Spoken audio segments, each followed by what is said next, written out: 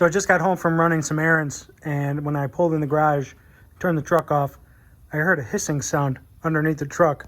So I got down underneath and looked around and found this in my rear passenger tire.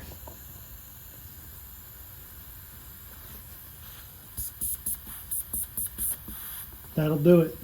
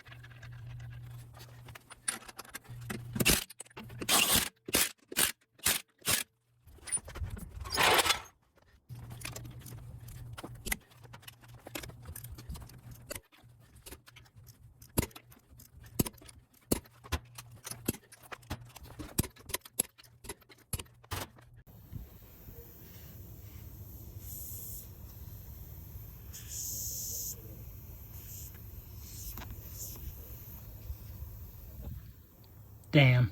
This is what I pulled out of the tire.